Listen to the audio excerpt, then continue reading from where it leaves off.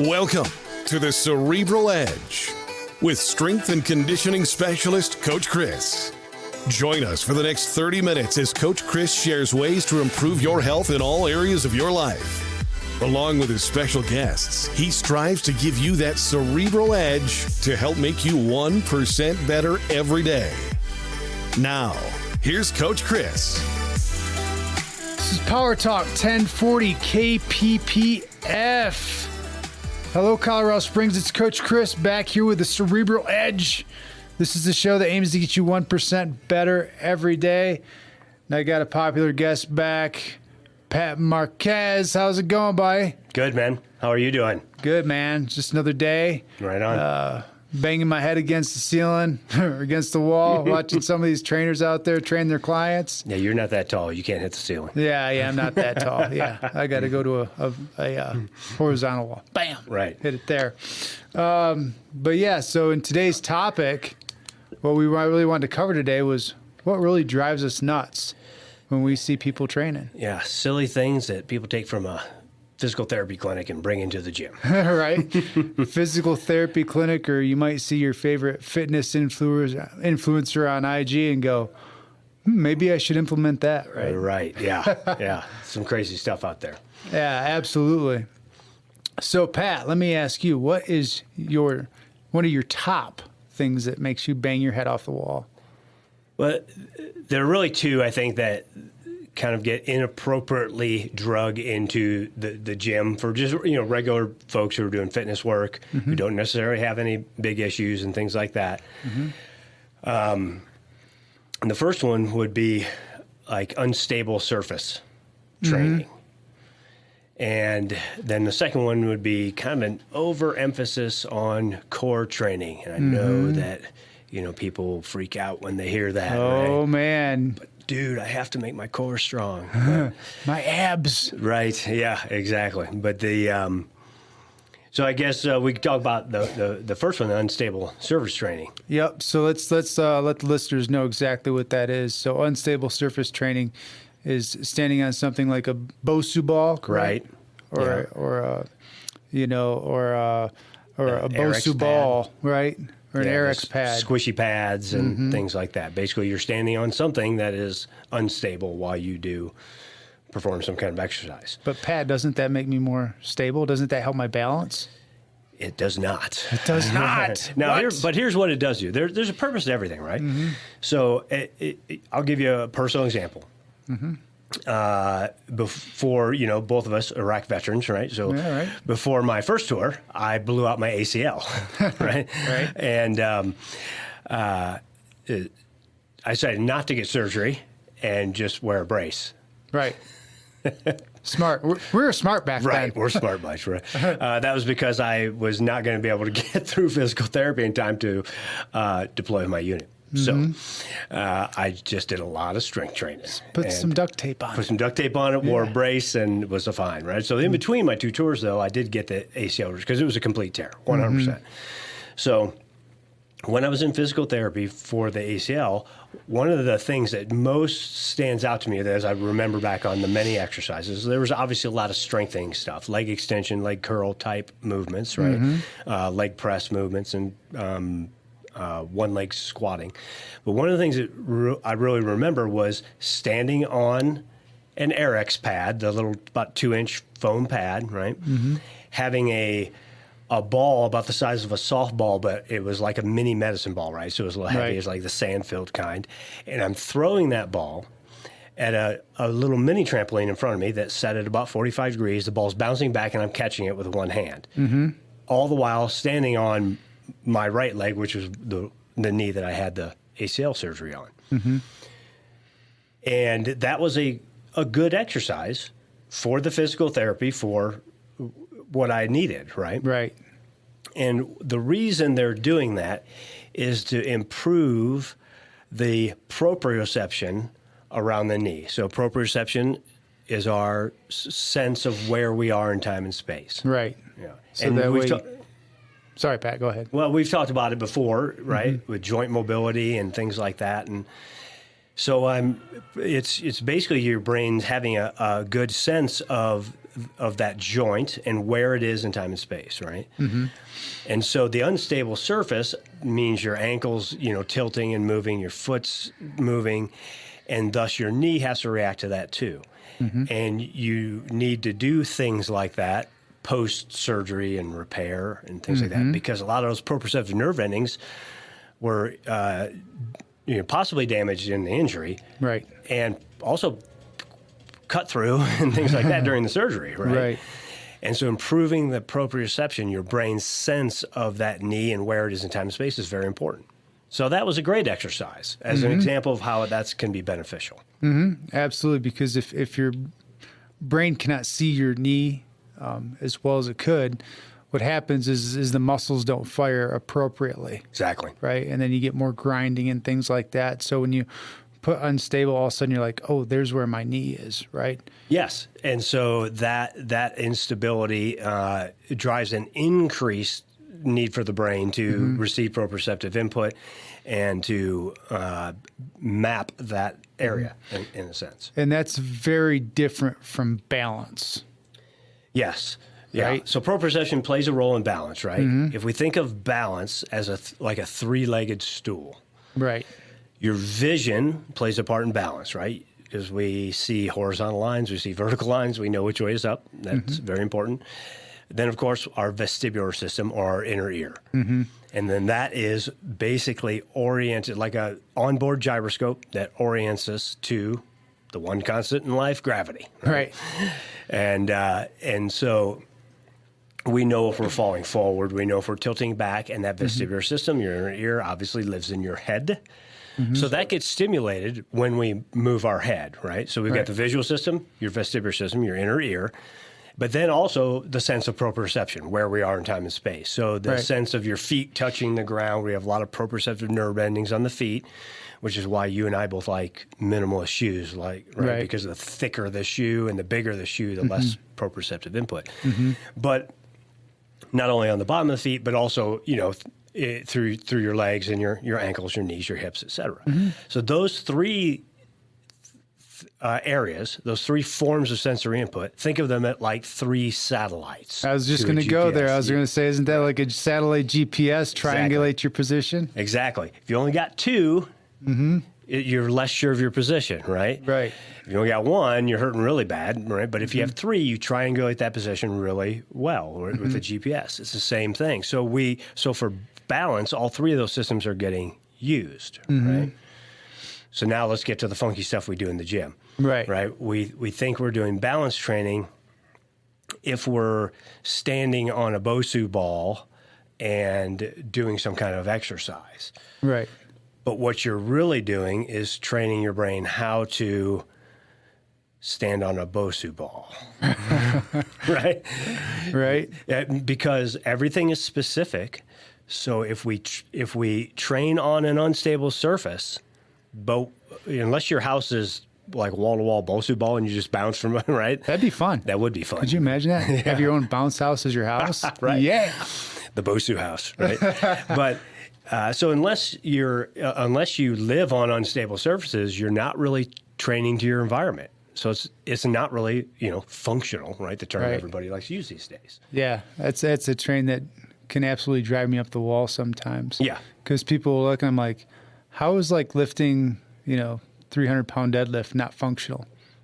Or how is a bicep curl not functional, right?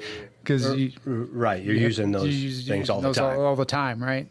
So I guess the point for this part, which is we're talking about an unstable surface, is that it's not really benefiting you for balance in the real world when you're not on unstable surfaces. For that, you should really be doing, vestibular drills like we teach our clients with the vestibulo-ocular reflex, which is, a big long term for you be able to turn your head and keep your eyes on a target. Right? Because moving the head is integral to stimulating the vestibular system. Just like if we stimulate our muscular system through resistance training, through the kind of drills that we use for vestibular training, we will stimulate that system, making it fire more accurately. and give the brain better information, which is what will help you maintain your balance when you step off a curb incorrectly or that kind of thing. Yep. Because the quick head movement is what shakes that vestibular system quickly, thus throwing you off balance. Right. Right. Yeah, that reflexive response, right? Yeah. And the other thing you're doing is you're standing on a solid surface, right, while your head's in motion. So that's more correlation to how we live every day. So Right. like one of my favorite drills that I give to my clients, right, is standing on one foot brushing your teeth, right? Because you have those quick head movements while you're, have your arm moving and you're brushing your teeth, right? Because you're looking different positions in the mirror and you're moving your head around. So they have that one foot, they're getting some vestibular action. So therefore, it really correlates to the ground surface level of balance. Right, and the proprioceptive, a more accurate proprioceptive input that's coming from your foot, ankle, and knee and hip on a flat surface, right? Right.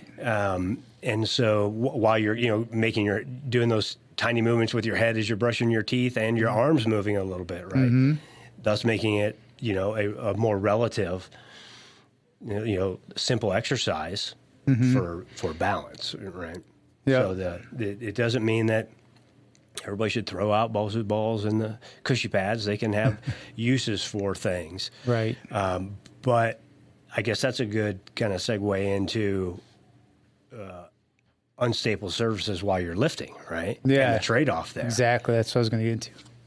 So, if the reality is there's always a trade-off.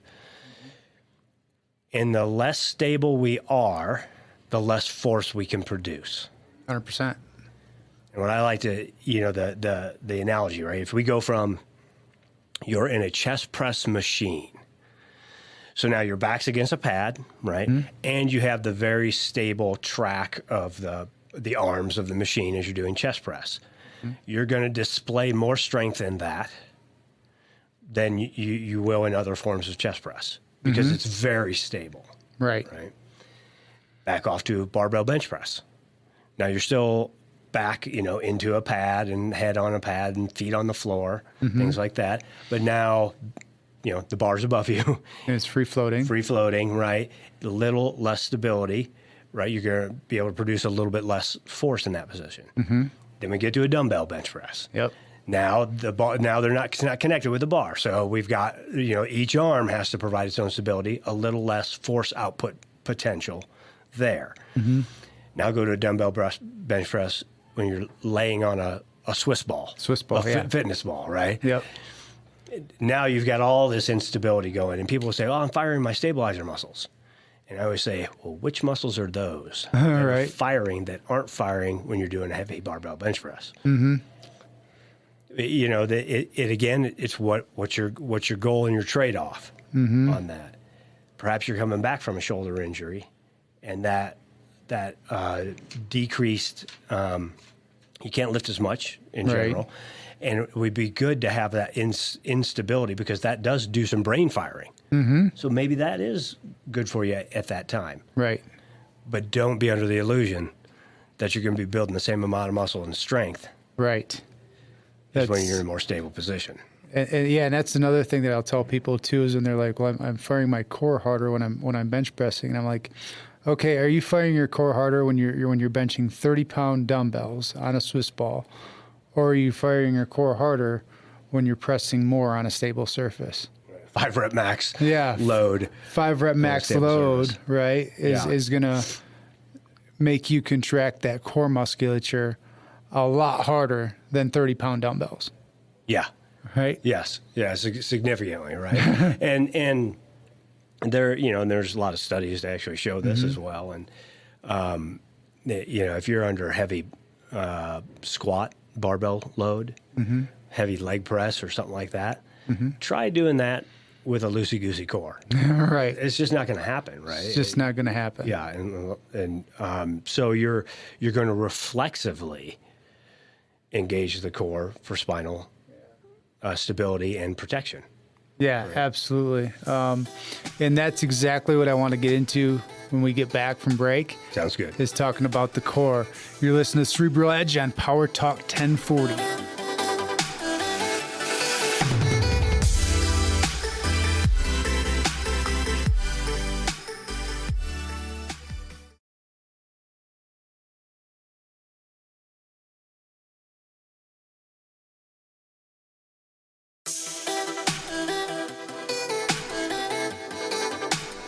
Welcome back to the Cerebral Edge on Power Talk 1040 KPPF. You're talking to my buddy Pat Marques from NeuroAthlete about PT things that get brought in the gym that drive us nuts. Right. In a good way that you can implement these things. Yes. And before we went off break, we started getting off talking about the core, right? And stable core and things like that. And you hear all this rage about core training, right? And I think it's really, really important that we identify what the core actually is, because what do people think when they think of core, Pat? Abs. Abs, right? How good do those washboard abs look? When in reality, right, it's your lats, it's your pecs, it's your glutes, right? It's your obliques, it is your rectus abdominis, your diaphragm. All these things interact with the core, right? Yeah, all the trunk musculature, basically. Right? Yeah, exactly. So make sure you're doing your 5-hour plank out there. Right, that's right. Yeah. So so think of it like this, right? The infatuation with core training really started in about the 90s or so. Mm-hmm. And some of it came off of some studies that showed people with low back pain having less than optimal abdominal firing when under, EMG muscle testing and things like that. Problem is, then we do what? We go crazy with that, right? And everybody's doing sit-ups for the next 10 years. And flexing their back and making it worse. And then their back's worse when they come to see us now. Right, yeah. So the reality is that it's not, in my opinion, about core musculature strength so much. It's about synchronization of firing, right? Is that the core musculature reflexively does what it should do, right? When you're under load in some different ways. And we talked about, before on this with the, do you need to do do you need to spend 15, 20 minutes out of your workout, like just doing core stuff? I mean, if you're doing your other rest of your program correctly, you really shouldn't have to do that. Because you're already using your core. Right? Yeah. Here's an example I often give. I spent 20 years in the Army. Right. About 3 to 4 years in light infantry, 16, 17 years in special forces. Outside of the sit-ups we had to do for the PT test, I'd never even heard of core training. Right. Right. That's how old I am. But you know what I mean? I never did anything. They had special forces back then? They did. Oh, yes. wow. Yeah. We carried a bow and arrow. Nice. I did a lot of moving planks. We called them push-ups. Right. Yeah. So things like that are doing really all the amount of core training, unless you're doing horrible form with it. But what did I do? Well, I did a lot of heavy strength training, right? And I ran a lot because, you kind of had to. Kind of have to. I had a rucksack on my back, rucking a lot too. But, and so you really can't have a loosey-goosey core when you run either, right? It reflexively tightens. And a lot of heavy strength training, right? Upper body and lower body. And never had an issue, so right. So doing a plank for 2 minutes, or longer, world record's right. 8 hours? 8 hours or some insane. crazy thing. Is there really a benefit to that? And a lot of people would argue no, I'll throw out one research that it's easy to find. You can Google it quickly, right? If you look up Eyal Lederman, and that's Eyal Lederman. He's a physio in the UK, and that name, Eyal Lederman, the myth of core stability.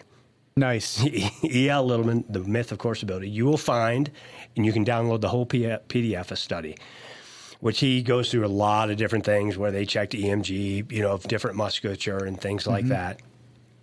And that it isn't really something that is all that necessary for people, right? So if somebody feels like they have a weak core, they have instability, there are, some things that are that can be worth doing that are reflexive. Right. Right. A peel-off press. Yep. Would be an example, using a band or a cable where it's off to your side, and then you are, you've got some tension on that cable or band, and you're pressing straight out forward without letting your torso rotate. Right. Anti-rotation exercise. You'll feel your whole core fire. Reflex, immediately. As soon as you go to press out, it's like, I'll sit there, I'll show my clients how to do it, and they're like, oh, that's all I got to do. And as soon as they go out, they're like, how long do you want me to hold this? Right, yeah. Yeah, it gets hard fast, right? Yeah, real quick. And then there's lots of variations on that, for sure. But, if you know how to diaphragmatically breathe well, that's another important part. Big time. Of core stability. Right. If you're an upper chest, like vertical breather, and don't breathe horizontally and those rib, kind of a 360 abdominal breath, which is the kind of breath you need, right, for a bracing breath before a heavy deadlift or squat, right? Bench press. Yeah. If your diaphragm can't activate well, that would be an example of musculature that is unsynchronized. Yeah, a really good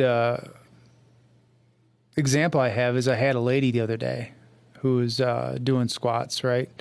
And part of her problem is that she was trying to hold her stomach in as she squatted. And I'm like, no, let's do the opposite of that. And she's like, what do you mean the opposite of that, right? And all of a sudden I said, just try it, right? Breathe in your nose, brace around it, and I'll squat. And she did it, and she got deeper, and she felt better. She goes, but that's the exact opposite of what we've all been taught.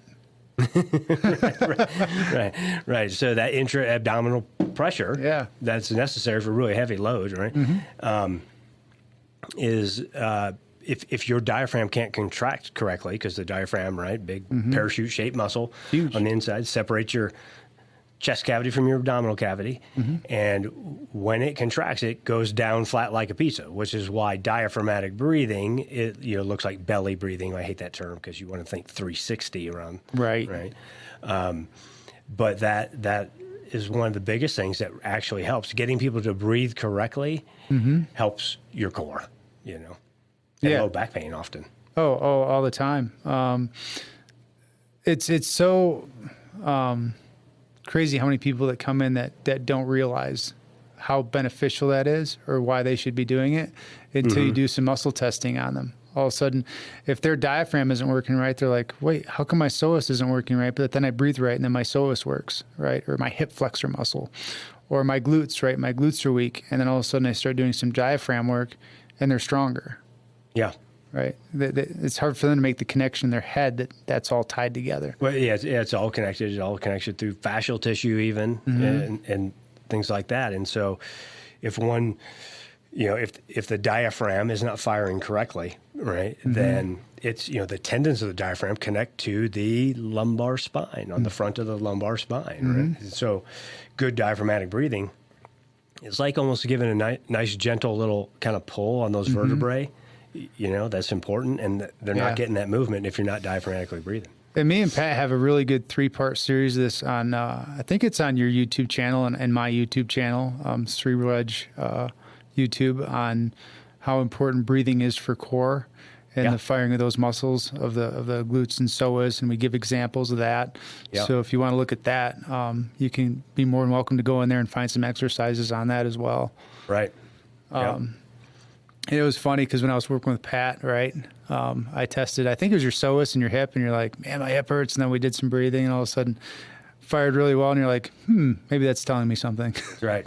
Yeah. Maybe I need to get back to some, better diaphragmatic breathing. Yeah, absolutely. But thanks for coming on, Pat. No, this has been great, man. Always a pleasure to have you on to banter back and forth about things that people implement that have a purpose, but oftentimes they don't use that for the correct purpose. Yeah, when they get to the gym, they're misusing something that came out of the physical therapy realm. Exactly. So a couple examples, right, when we're looking at unstable training, right? If you're doing it for rehab for, proprioceptive work, can be beneficial. If you're doing it just because you want to get better balance, probably not so beneficial. Right. Go stand on one foot and brush your teeth, right? Yeah. And then the other thing we're looking at is core training, right? how doing a plank for hours on end probably isn't beneficial, is doing something, is standing up, doing a pull-off press with a band, right? Which is where you have a band coming across, you push it straight ahead, and your core has to reflexively stabilize. Or learning how to breathe properly, doing a heavy squat or a heavier deadlift is much better for your core than doing a 10-hour plank. Yes. And more exciting, too. Way more exciting. God, I can't imagine doing an 8-hour plank. You'd have to go to the bathroom eventually, wouldn't you? You could binge some Netflix. Well, I'm so glad you joined me today here on the Cerebral Edge. I hope you'll join me next weekend as well, right here on Power Talk 1040. I have another great guest with more insight on how we can all get 1% better every day. I'm Coach Chris.